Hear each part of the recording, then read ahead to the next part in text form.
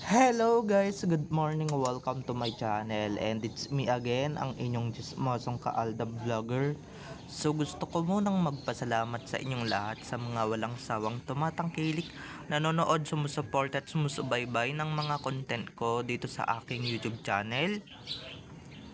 So thank you so much for the love and support na binibigay ninyo, especially sa oras na nilalaan ninyo para manood dito sa channel ko. So eto huwag ninyong babaktawan o lalaktawan tong ating content ngayong araw. I'm sure na hindi ninyo pagsisisihan na pinanood nyo to mula umpisa hanggang hulihan. And syempre, huwag kayo mag-i-skip ng segments, okay?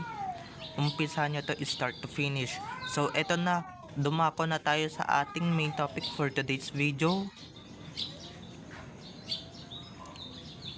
Yan, kasi sa madalas na pag-aano, yan, sumakit tuloy yung katawan ni Miss. At ikaw pa talaga ang may na magpapamassage lang siya sa labas. Biglang natuto ka na agad na magmasahe. Ibang masaheng alam mo, Alden. So, ito na guys, watch this. Mamaya ipapaliwanag ko sa inyo ng buong buo. So, ito na guys, watch this.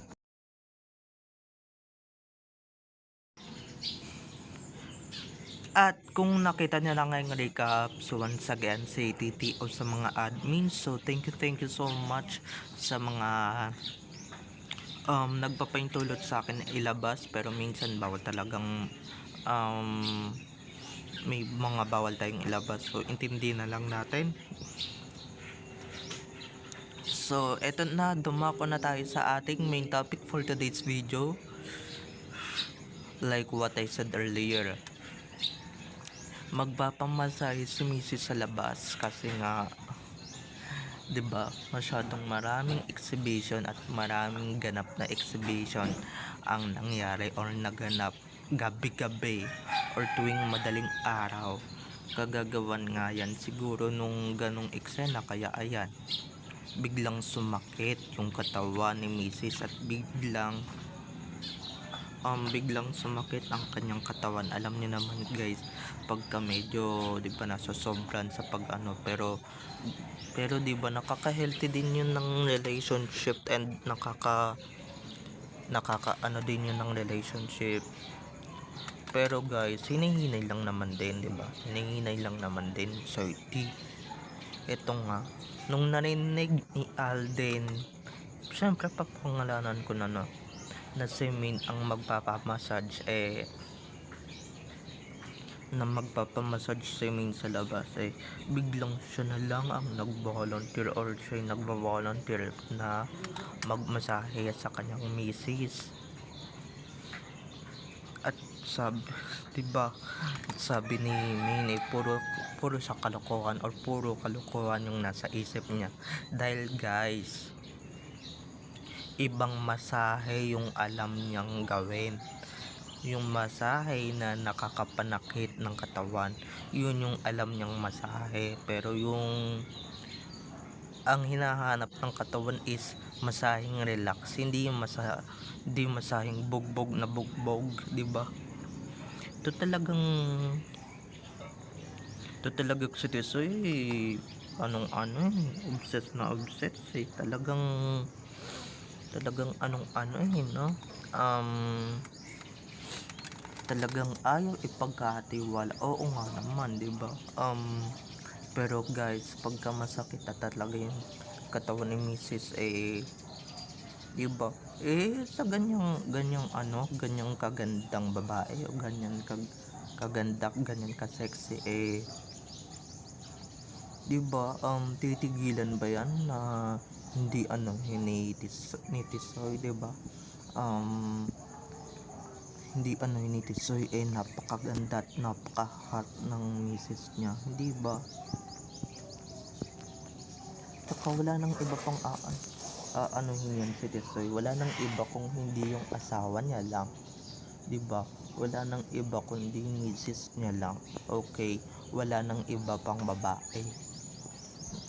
May nachismis ba kayong ganyan sa ibang babae, 'di ba? Oops, baka sabihin na naman ng iba diyan, 'di ba? kung ano-ano na naman yung sinasabi ko. So, may mga nilabas ako at saka syempre may mga na hey may mga nailabas tayong mga ganyang ganyang may mga nailabas tayong or may mga ilalabas tayong ganyan. Okay lang na mabash ako dito, bakit sinabay sila, diba? Basta ako nailabas ko na yung katotohanan at kung ano yung real sa reals,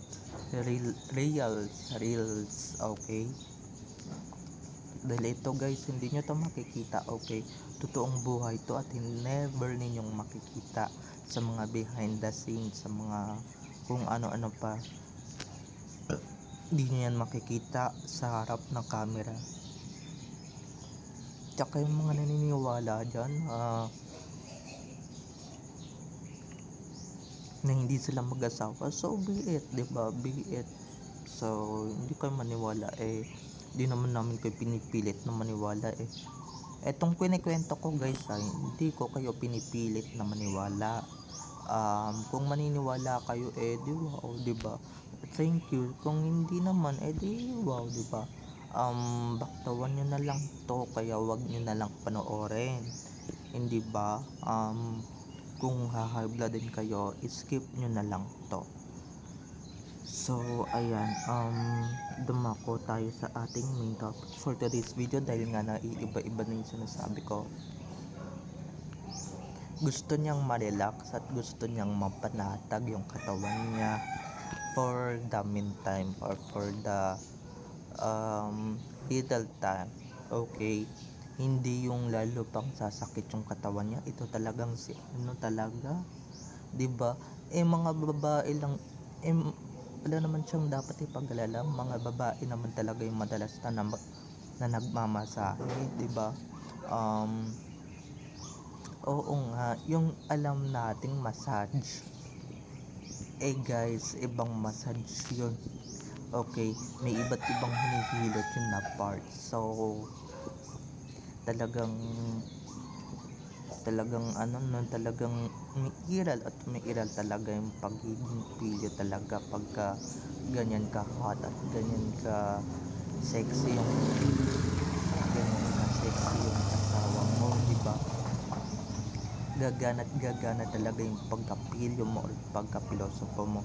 Yung masakit na nga yung katawan ni Mrs. Sisimple ka pa, diba?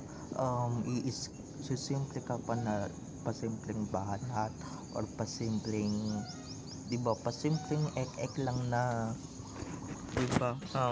Kunwari ka pa, gusto mo lang naman makaisa, diba? Gusto mo lang naman makahabol pa ng isang round, diba? Kaya naman pala sumasakit katawan ni Mrs. kasi nga, diba? Kasi nga dire-diretso yung pag ninyo New Year or diba New Year tas birthday mo tas nung mga sumunod pang mga araw. Kaya nga sabi ko sa inyo 1 week wala si Alden or 1 week talagang hindi pumunta sa abroad si Alden kasi yan yung inatupag niyan. Kaya ayan, yan yung resulta. Sumasakit ang katawan and syempre sumasakit ang kalamnan ni Maine. Kaya ayan, Tisoy, diba? Diba? Ano ka pa dyan, diba? Kaya yung massage guys, puro lang naman kalokohan ang sinasabi ni Sir para sa ganun, diba? Ibang massage ang gusto niya, ibang masahe yung gusto niya, diba? Ibang masahe yung expert siya. Ang expert siya is yung masahe na merong diba? Yung merong masarap sa feeling, pero guys, masakit din naman yun sa katawan. Hello, pagka medyo nasosobra na or pag medyo sasabihang gentle pero hindi naman gentle talaga sa totoong buhay, diba? Hindi naman pala yung sasabing gentle lang naman pero pagkakalagit na ng ano ay nako, doon na talaga sumasakit yung katawan ng mga baba ng misis, no, or doon na talaga sumasakit katawan ng misis sa um, medyo matagal, and syempre medyo exhibition na talagang mga ganap, di ba? O kaya may other reasons pa para sumakit ang katawan ni misis. Bukod doon sa sinasabi ko, isa na dyan yung over fatigue sa trabaho, over sa trabaho, over sa shoot, diba? Minsan din talaga sumasakit din talaga yung katawan natin um, pagka may mga ganun talagang ganap, or pagka may mga ganong ganap sa buhay, diba? Shooting, taping, minsan host ng show, diba? Minsan host ng noontime variety show sa mundo, diba? So yun na nga yun, mga ka-Alab Nation. Medyo ano na lang tayo, diba? Medyo kaya yun talaga guys, iba't ibang rason ba't sumasakit yung katawan niya, diba? Or kaya guys, yung pagkapilyo talaga ni Mr. guys, yung pagkapilyo talaga ni Mr. ang hindi maawat or hindi talaga mapigilan, diba? Pag ganyan ka sexy, ganyan ka ganda, ay nako, okay lang yan, diba? Pero guys, pagka masakit ng katawan ni Mrs., wag na muna, okay?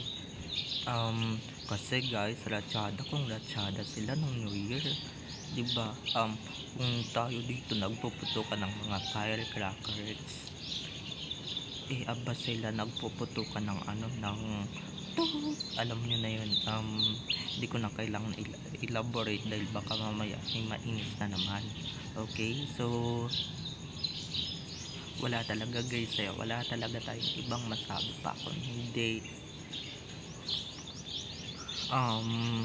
magpamasahe and syempre ma-relax. So pagka na-relax, tignan nyo naman, diba, may mga magkukwento na namang buong latsada na naman ng buong taon or buong linggo. Okay, so bye bye na mga ka-ADN, and syempre don't forget to subscribe to my YT channel, and syempre huwag ninyong kalimutan na i-click ang notification bell para sa ganon ma-notified kayo sa mga susunod ko pang i-upload na mga videos tungkol kina Main at Alden, and syempre tungkol sa kanilang mga buhay-buhay inside or outside man yan sa showbiz. Okay, so bye bye na mga ka-ADN. I love you all, have a nice day, keep safe and God bless. Bye bye everyone, happy Wednesday everyone, bye bye.